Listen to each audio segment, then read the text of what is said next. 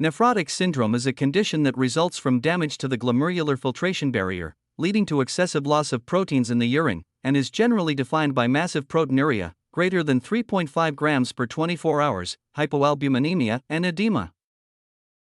There are both primary and secondary causes of nephrotic syndrome. The most common causes are the primary causes, including minimal change disease, membranous nephropathy, and focal segmental glomerulosclerosis. The most common secondary causes of nephrotic syndrome include diabetic nephropathy and amyloid nephropathy. Regardless of the exact etiology, nephrotic syndrome consists of 5 main symptoms occurring in sequence which create the nephrotic syndrome: proteinuria. Damage to the podocytes causes protein loss greater than 3.5 grams per 24 hours, hypoalbuminemia. Protein loss includes albumin, causing hypoalbuminemia, edema. The preceding hypoalbuminemia causes decreased oncotic pressure, leading to edema. Hyperlipidemia and lipiduria. The liver responds to the low albumin by increasing synthesis, also of lipoproteins, causing hyperlipidemia and subsequent lipiduria. Hypertension, sodium and water retention. The decreased oncotic pressure causes following activation of the renin-angiotensin-aldosterone system, leading to hypertension as well as sodium and water retention, hypercoagulability.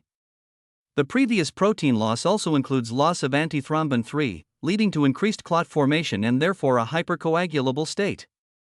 Indicatory tests, urinalysis and microscopy. 1. Proteinuria. The first indication of nephrotic syndrome will show positive on, for example, a dipstick test. 2. Lipiduria. Lipids can be found on microscopy as fatty casts, or oval fat bodies known as Maltese crosses under polarized light. Confirmatory test, 24-hour urine protein or albumin, or spot test with UPCR or UACR. This is the test that confirms nephrotic syndrome if the amount of protein exceeds 3.5 grams per 24 hours. Additional tests include, for example, serum albumin and a lipid panel. Serum albumin and lipid panel will show hypoalbuminemia as well as hyperlipidemia, as we saw in the pathogenesis earlier. Biopsy. If the etiology of the nephrotic syndrome is unclear, a renal biopsy is indicated to establish the cause of the nephrotic syndrome. Treatment of nephrotic syndrome is focused on treating the symptoms, as well as the underlying cause. 1. Proteinuria can be treated with renin-angiotensin-aldosterone inhibitors, such as ACEs or ARBs. An example of an ACE inhibitor is enalapril. 2.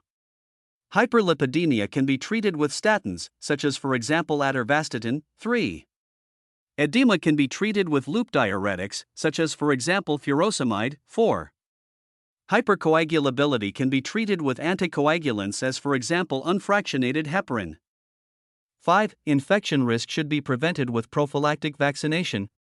Treatment of underlying cause. If the cause is primary, it is typically treated with immunosuppressive therapy, where glucocorticoids are often used initially. If the cause is secondary, as for example diabetic nephropathy, the treatment cornerstone should be glycemic control.